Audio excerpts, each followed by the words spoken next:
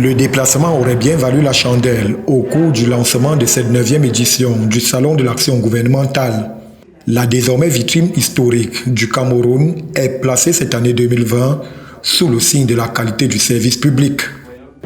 Ma présence ici au nom du Premier ministre du gouvernement justement vise à saluer cette initiative et puis encourager nos jeunes gens qui sont à la base, à l'origine, qui sont les principaux catalyseurs de cette initiative, les encourager et puis souhaiter que le public vienne à ce stand, à ce salon, voir, visiter les stands, voir ce que fait le gouvernement et s'informer de toutes les possibilités qui sont offertes en termes d'investissement et autres. Le rendez-vous annuel qui vise la valorisation tous azimuts du travail abattu par les près de 400 000 agents publics s'est donné les moyens d'accueillir environ 120 000 visiteurs entre le 22 et le 25 septembre 2020, raison pour laquelle l'équipe conduite par Patrice Assiga, l'initiateur en chef de ce projet, a fait confiance, comme par le passé, aux responsables du palais polyvalent des sports,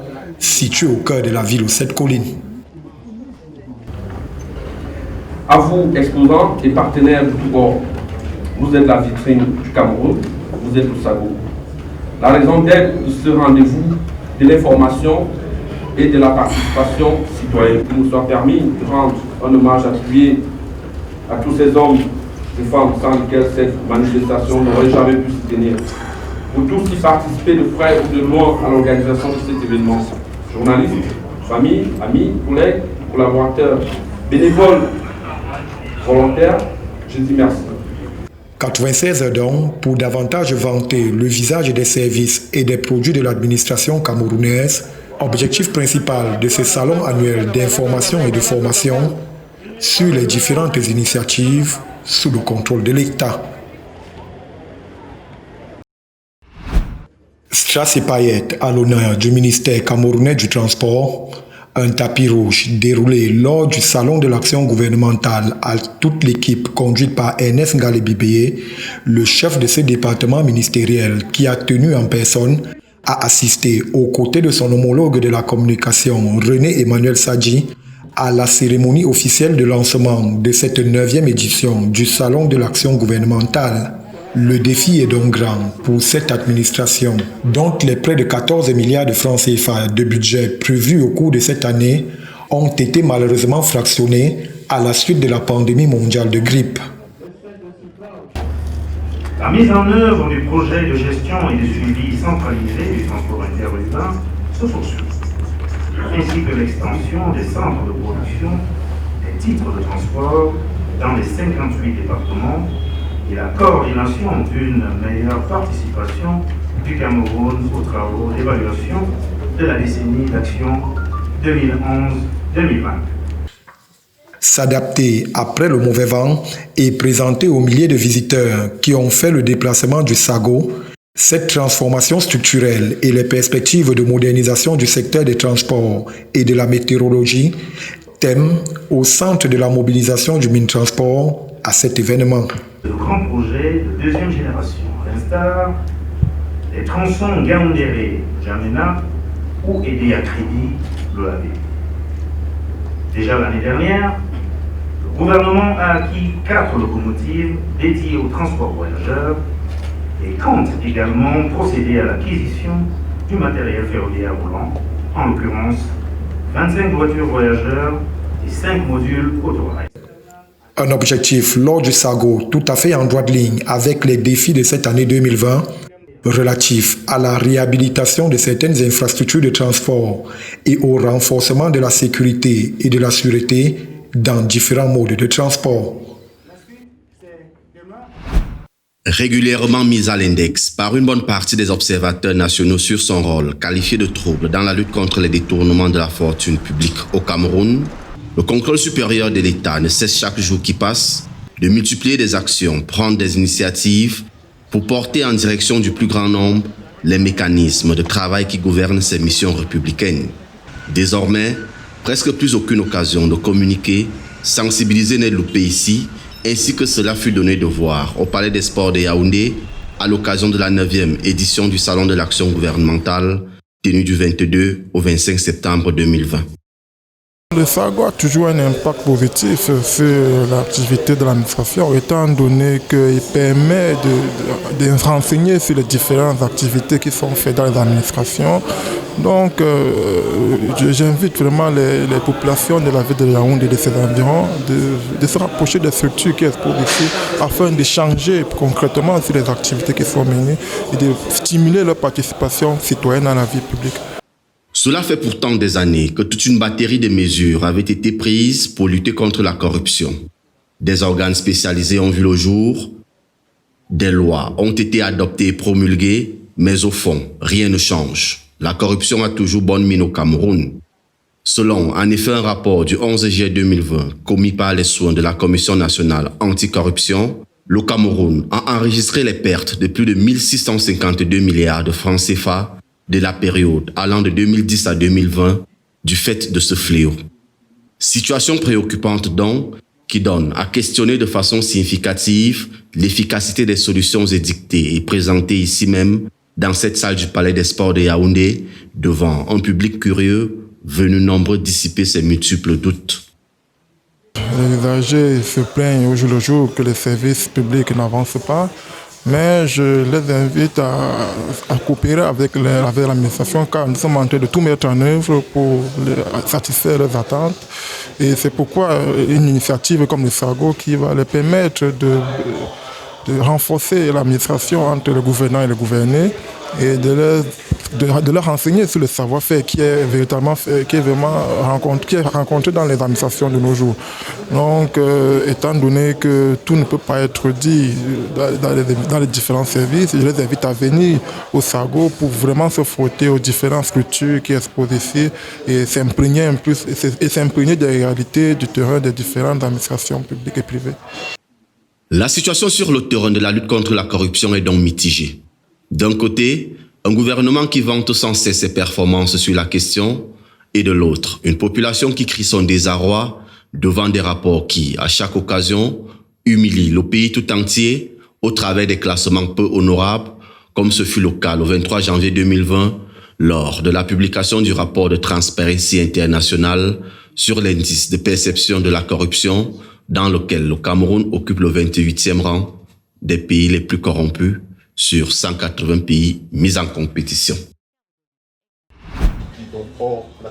Prendre le large, c'est sans doute ce qu'est venu faire le port autonome de Kribi ici lors de cette 9e édition du Salon de l'action gouvernementale.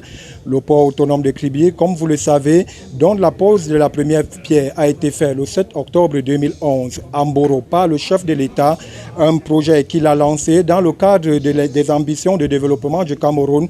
Aujourd'hui, le port autonome de Kribi est venu présenter une autre facette de cette activité, une activité, comme vous le savez, une activité de navire et de transit qui a commencé le 2 mars 2018 là-bas même en Mboro où le premier bateau commercial est arrivé. Aujourd'hui, le lancement de la seconde phase est prévu après la première phase d'un coût d'environ 400 milliards de francs CFA.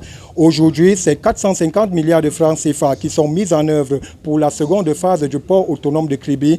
450 milliards de francs CFA accompagnés par le groupe Eximbandeche qui accompagne le Cameroun à hauteur de 85%.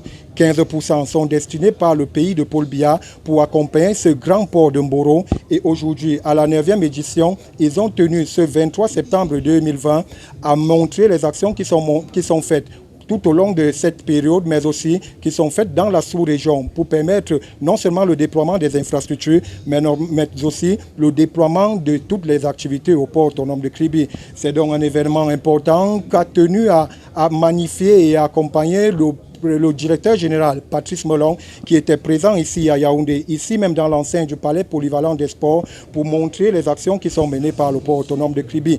Il faut dire que le port autonome de Kribi, c'est le dernier des ports camerounais et il tient ici à présenter toutes les actions, toutes les mesures, tout l'accompagnement qui est fait dans le cadre de ce projet. Depuis le Papouzi à Yaoundé, Brice Ngolzok pour EFI TV, Cameroun. Ils sont donc venus de partout, des administrations publiques, des ministères et diverses organisations de la société civile pour prendre part à ces échanges fructueux qui ont donc donné à voir, surtout à comprendre le rôle véritable que le Conseil supérieur de l'État joue au quotidien pour la préservation ou tout au moins pour animer et encourager la bonne gouvernance au sein de nos finances publiques. Ils sont donc venus ici pour comprendre, poser des questions et surtout davantage mettre en exergue comme ça l'impact que le Conseil supérieur de l'État peut ou pourrait jouer dans le développement économique que le pays attend de tous ses voeux depuis de nombreuses années aujourd'hui. Nous sommes en train de tout mettre en œuvre pour satisfaire leurs attentes et c'est pourquoi une initiative comme le SAGO qui va leur permettre de renforcer l'administration entre le gouvernant et le gouverné et de leur enseigner sur le savoir-faire qui est vraiment rencontré dans les administrations de nos jours. Donc, étant donné que tout ne peut pas être dit dans les différents services, je les invite à venir au SAGO pour vraiment se frotter aux différentes structures qui exposent ici et s'imprégner des réalités du terrain des différentes administrations publiques et privées. C'est donc dans cette salle derrière moi que s'est achevée cette conférence. Comme je vous le disais tantôt, c'est animé par les équipes du Conseil supérieur de l'État. Il a été surtout mis ici en exergue, surtout porté avec regret, la multiplicité des acteurs dans l'espace public qui sont tous appelés à lutter ou tout au moins à contrôler la bonne gestion des finances publiques au sein des différentes administrations de l'État. Cette limite, en tout cas, a donné lieu à des réponses qui, plus ou moins, ont permis aux usagers nombreux venus ici pour avoir une idée assez précise de ce qui est fait et comment est-ce que chaque acteur devrait se déployer dans l'espace public pour accomplir la mission qui est la sienne. Les Camerounais, en tout cas, restent tout au moins regardants parce que toujours en attente d'un développement et d'une modernité qui leur a été promise, tout au moins, pour être atteinte d'ici l'horizon 2035. Depuis le palais polyvalent des sports de Yaoundé, Placide Vogo, Christian Essimi, pour la chaîne EFI.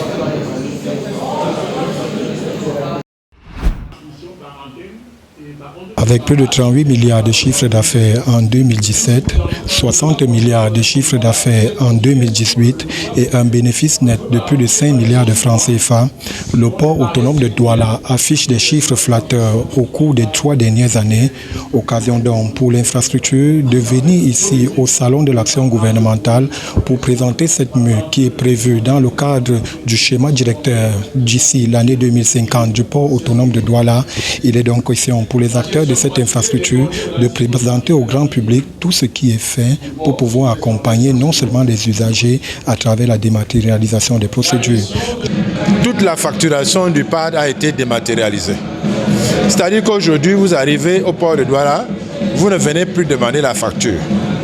On ne vous donne plus une facture manuelle. Vous n'avez même plus de contact avec le port. Vous faites toutes vos opérations avec vos consignataires. Et même ce consignataire-là, la facturation est automatisée. C'est-à-dire que dès que le navire arrive, il nous envoie ce qu'on appelle le manifeste. Et c'est nos ordinateurs centraux qui sécrètent la facturation. Au-delà de la dématérialisation des marchandises, le port autonome de Douala, dans son schéma directeur pour l'amélioration ou alors pour sa mue, envisage d'élaguer tout ce qui peut constituer des obstacles à l'amélioration de la performance et de l'infrastructure. Ainsi, l'enlèvement des épaves constitue l'une des missions fondamentales de l'institution. Ainsi, il est prévu d'enlever toutes les épaves dans le cadre d'une procédure qui est bien mise en place. Je vous propose de suivre cet extrait du responsable de ce secteur qui revient ici sur le travail qui a été fait par le PAD pour pouvoir réduire les obstacles à travers l'enlèvement des épaves au port autonome de Douala. Le port autonome de Douala s'est inscrit sur 2 axes, à court terme et à long terme. À court terme, il y a un projet qui avait déjà été lancé et ce projet est terminé avec l'enlèvement de 34 épaves et ceci nous a permis de libérer 80% du port de pêche, 100% du poste 0 et 100% du quai des accès. Ce qui nous reste à faire avec le budget d'exercice prochain, c'est l'enlèvement de à peu près 55 épaves sur le côté aval du port qui consiste à l'assainissement de la darse de pêche, la darse à bois, je veux dire. Le défi est sans doute grand pour l'équipe conduite par Cyrus Ngor. Il est donc question dans les jours à venir, à travers ce schéma directeur, d'accompagner le processus non seulement de dématérialisation, mais d'aller au-delà des 12 millions de marchandises qui transitent au port autonome de Douala et permettre très certainement au port d'atteindre des objectifs fixés à l'horizon 2050. Depuis le salon de l'action gouvernementale, Brice Ngolzo pour EFI